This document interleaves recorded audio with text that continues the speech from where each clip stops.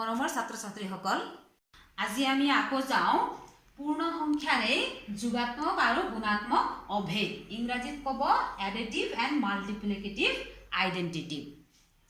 এতিয়া আমি যোগাত্মক আৰু গুণাত্মক অভেদ জনাৰ আগতে প্ৰথমতে অভেদ শব্দটোৰ অৰ্থ আমি জানো যে আমি গণিতলৈ নগৈ এনে সাধাৰণভাৱে আমি যদি বুজো অভেদ মানে যাৰ ভেদাভেদ নাই, তাৰমানে কোনো পাৰ্থক্য নাই, সব একেই, হয়নে?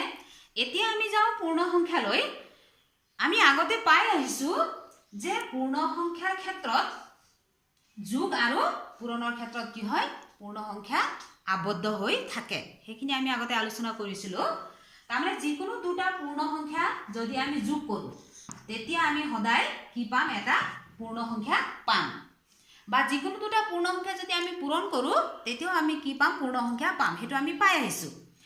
এতিয়া যিকোনো এটা সংখ্যা ল'লোঁ, এই সংখ্যাটোৰ লগত আমি ইয়াত কি সংখ্যা, তাৰমানে কোনটো পূৰ্ণ সংখ্যা যোগ কৰিলে কোনো ধৰণৰ যোগফলৰ কোনো ধৰণৰ পাৰ্থক্য নহয়, তাৰমানে একেই থাকে। ধৰা এক এটা সংখ্যা লৈছোঁ, ইয়াৰ লগত আমি কি যোগ কৰিলে আমি যোগফলটো একেই পাম। বা 2 লৈছোঁ, ইয়াৰ লগত আমি কি যোগ কৰিলে যোগফলটো আমি 2 পাম। বা 4 লৈছোঁ, ইয়াৰ লগত আমি কি কোনটো সংখ্যা যোগ কৰিলে আমি 4 পাম। গতিকে আমি নিশ্চয় জানো যে 1ৰ লগত আমি কি যোগ কৰিলে আমি 1 পাম, 0। বা 2ৰ লগত কি যোগ কৰিলে আমি 2 পাম, 0। 4ৰ লগত আমি 0 যোগ কৰিলে আমি কি পাম, 4 পাম।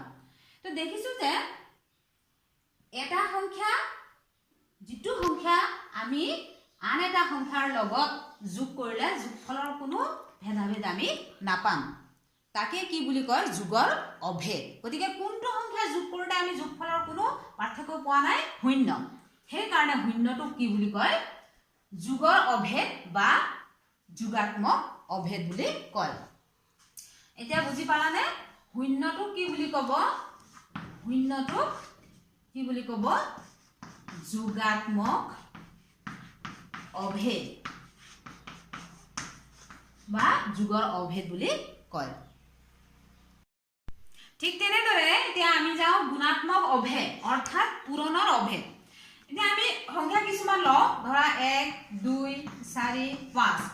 এই সংখ্যাবিলাকৰ লগত আমি কোনটো সংখ্যা পূৰণ কৰিলে পূৰণফলৰ কোনো পাৰ্থক্য নহয়।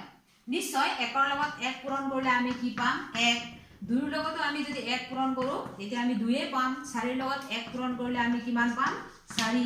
বা 5ৰ লগত আমি যদি 1 পূৰণ কৰোঁ তেতিয়া আমি কি পাম, 5 পাম।